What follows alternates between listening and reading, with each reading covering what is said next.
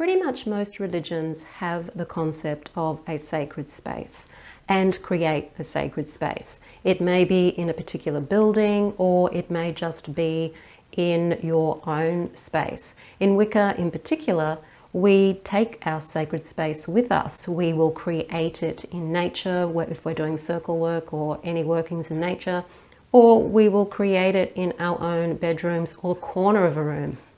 But what we're doing is creating a change of energy and a change of pace.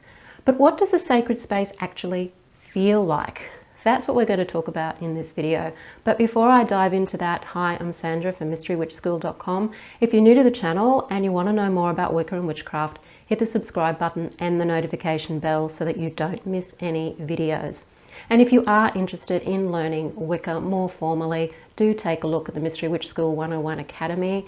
It is a 12-month course that just helps guide you through learning all of the practices of Wicca, as well as how you can use those practices to actually connect more deeply to yourself, to nature, and to the universe, God and Goddess. So sacred space, which is definitely one of the things I teach in Mystery Witch School 101 Academy.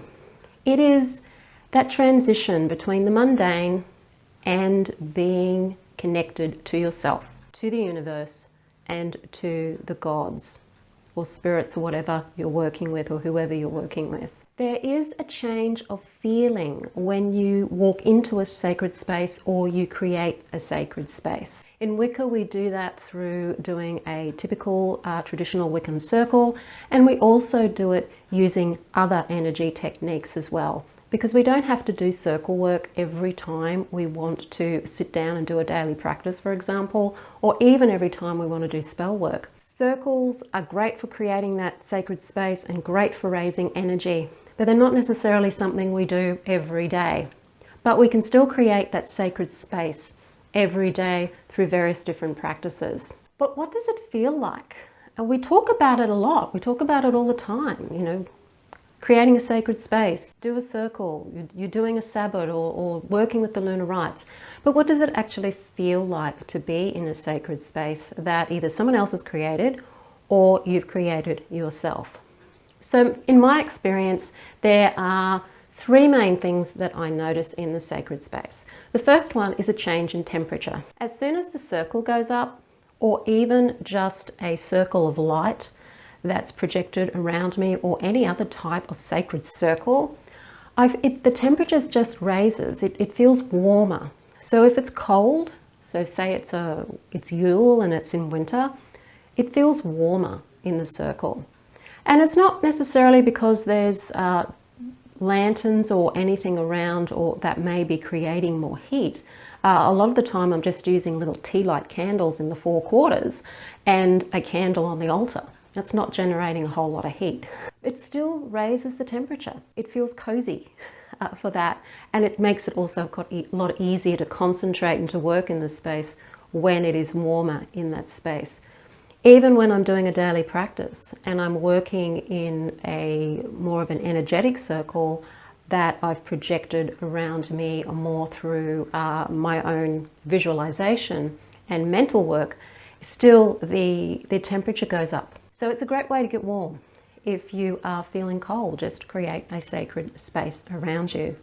The second one is this sense of peacefulness. When I've been in circles with other people, at the end of the ritual, we're there in the circle and we don't want to leave because it just feels so warm, it feels so peaceful, and it just feels like it is a quiet place where it's almost like time slows down.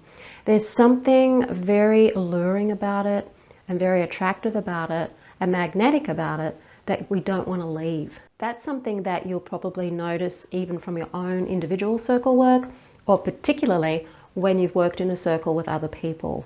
Even when the circles come down, you've dismissed all of the elements and you're just there, that energy of that sacred space that you just did and built is still there. It lingers on for quite some time.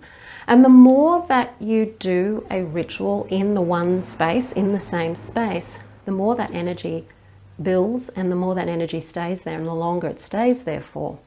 So you'll find that if you go into a space, even if it's in nature, in the outdoors, and that's where you do your rituals a lot, then that space starts to take on a very peaceful energy, and it tends to feel like it is a special space where time just slows down. The third thing is a sense of safety. I've been in environments where we've gone in and it may have been the first time that a circle has been created in a space. Sometimes the energies around a space can be a bit, like the spirits of a space could be a bit curious about what you're doing there, or they might be a little bit hesitant about you being there. They might be suspicious of you being there. And when you do honor them first and then set up a sacred space, it's almost like they're joining in, but in a very positive way. This sense of safety comes about. It just feels, from a spiritual sense, a safe space that nothing harmful or negative can enter into, because it's been built in a way that is basically pushing anything harmful or negative out and only letting in the positive energies. And you'll find that if you do this quite frequently in any space, that anything that may be negative or harmful that may be going through the space or may be left over in that space from past practices of people or past energies of just people being particularly negative and having very dysfunctional lives, that over time it just clears all of that negativity out, and you end up with a space that's got a very, very high vibration, and you'll feel that. You may not be able to say this is what it is, but you'll know when you walk into a space it just feels good. There's something that feels good about it. And a sacred space is that feeling. It's that feel good feeling. And sometimes words cannot be used to describe these things, because these experiences are going to be something you feel through your body. So whereas a sacred space is something you're going to notice from a body point of view, you're going to feel safer, you're going to feel more peaceful, and you're going to notice that the temperature has warmed up a bit. Contrast that with being in a space that isn't sacred, that is very mundane and very caught up in the worldly chaos of the rush world and the world of stress and the world of conflict. And just take notice of how those two spaces feel and how different they feel. And then you can tune in more to what the sacred space feels like for you and get more of an understanding of what that is for you. So when you're doing your circle work, or even if you're just projecting energy around yourself, take a moment to just feel into what that feels like for you, and maybe write down 3 things about this feeling that's different to how you felt before you set up your circle or before you set up your energy bubble. Just to be a little bit more aware of the difference between sacred space and non-sacred space. If you like the video, hit the like button, share it with your friends. Don't forget to subscribe. I'm Sandra from mysterywitchschool.com. Blessed be.